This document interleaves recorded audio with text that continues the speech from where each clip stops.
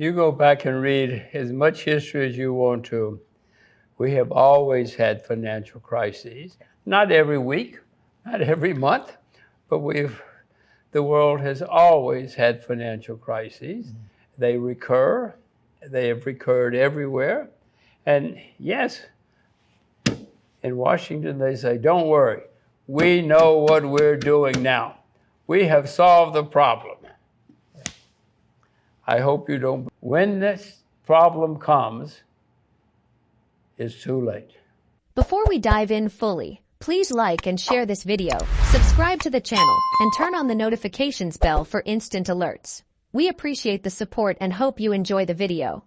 Join our WhatsApp channel for real-time updates, breaking news, and expert predictions on gold, silver, and financial markets. Link in the description or pinned comment. Stay ahead of the curve. Don't miss out. For hundreds of years, silver and gold have been considered a store of value in most parts of the world. Most of the world has used silver as coins. Most of the United States, when it was established, it was a silver standard. Mm-hmm. The first currency was backed by silver for 100 years. So silver, Jesus Christ was sold for 30 pieces of silver, not for gold, because silver was mainly the money in that part of the world then. So silver and gold, whether we like it or not, have always been considered valuable by the world, and they probably always will. So that's one reason I own silver and gold, and why I hope I'm smart enough to buy more. Now, there are people in the world who say we should go to a gold standard again or to a silver standard again. But whatever happens, silver and gold will be useful. When things are bad, you should have some gold under the bed. You should have some silver in the closet, because they will help save you. I have been around a long time, and I cannot tell you how many ideas I have heard, how many theories, how many salvations, which will save us all. Who knows? But I do know that for the last few hundred years, if you have some silver, you're probably better off. If you have some gold, you're probably better off, whether we like it or not. Now, today you cannot go down to the grocery store and buy a loaf of bread with silver. But if you have some silver, it will be useful. If you need some bread, I assure you it will be useful. And I mean, I hate to keep saying all this, but I have been buying silver for over 50 years and gold for over 50 years. And I don't plan to ever sell my gold. Mm-hmm. My wife asked me the other day, when can she sell the gold? I said, you cannot. We own the silver and gold forever. And when there's a crisis, my reading of history is very, very clear that if there's a crisis, you want some silver, you want some gold. Right. You want to go in the closet and get out the silver. You want to crawl under the bed and find the gold. I mean, this has always happened. Now, of course, there are very long periods when nothing happens. Mm-hmm. But that's okay, because when something happens, you want to have your silver, and I want to have my silver and my gold. Okay.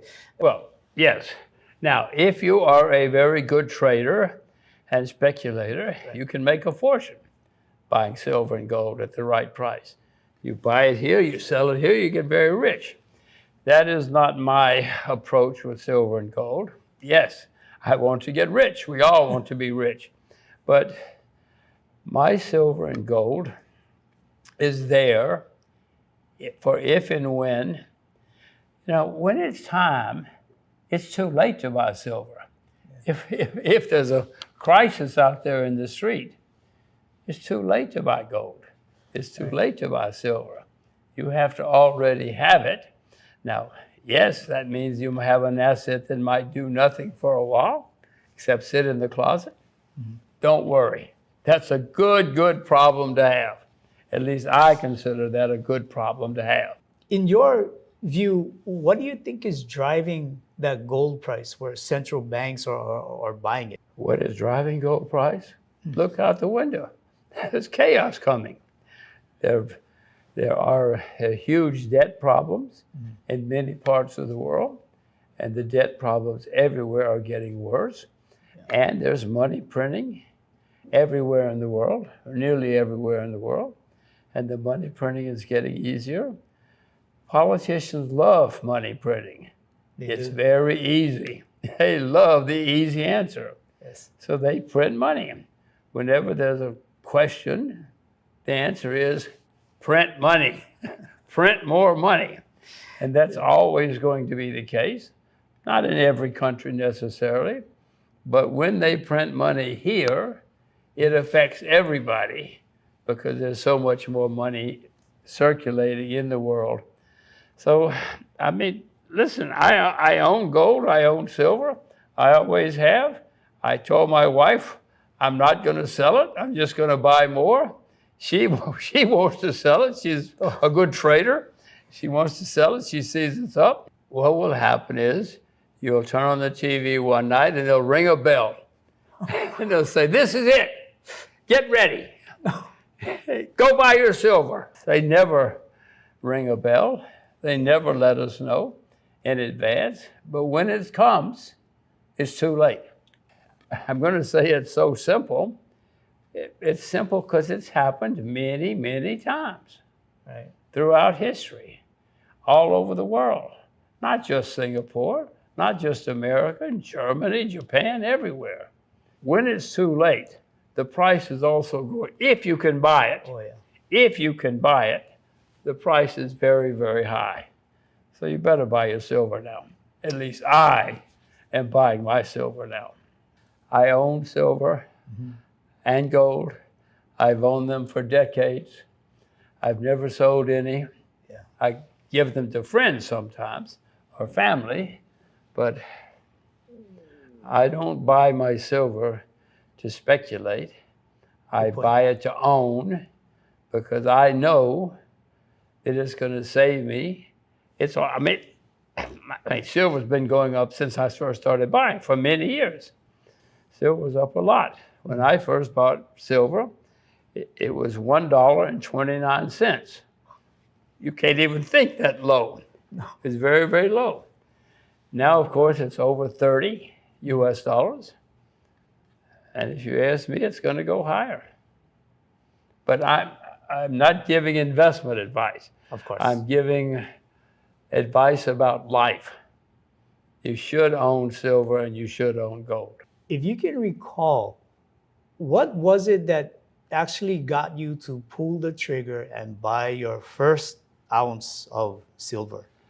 It was in 1971, and up until that time in America, the price of silver, where I was America, where I was living, the price of gold and silver were fixed by the government. It was illegal to buy gold. It's actually illegal for Americans to buy gold at one time. It's legal now. And silver. Everything was controlled and fixed by the US government, since I'm American. And nobody cared. And for whatever reason, well, I know the reason. The government had fixed the price of gold and silver in the 30s for many reasons. And so if the price of silver is fixed, there's not much incentive to produce silver because you can't make any money. I mean, let's say you have a silver mine and you produce silver and you go to sell it, but the price is fixed at a crazy price set by the government. I actually remember to this day when the US government started releasing or unbundling the price of silver. They said, we will let the market decide the price of silver. I remember when that happened, nobody cared. But some old guy told me, and he told me that the price of silver had to go up because I figured it out. I mean, nobody had been producing silver. If you couldn't get a profit producing silver, why would you produce silver? And for whatever reason, I guess because the guy told me, I started watching the price of silver, $1.29 US cents per ounce in those days. I mean, as you know, it's now $34, 34, not one, 34, because the price of silver has gone up. And that happened because nobody produced silver when it was so cheap, when the price was set. And then the demand came in because people were worried about the currency and the money, and the price went up. Same happened with gold. But this is basic economics, which people have been doing for hundreds of years. Right. And the price of silver and gold will go much higher because they're still artificially low priced. And it's not wildly profitable for most people to produce gold and silver. It's better now. It's better to be a silver miner now than a banana farmer. But the United States, I'll use the US again, it's a gigantic debtor.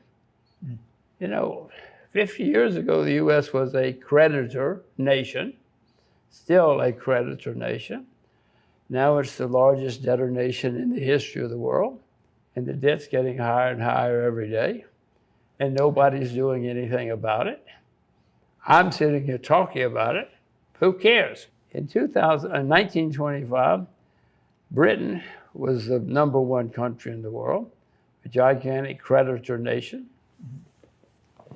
50 years later, this is the country which was the #1. There was no #2.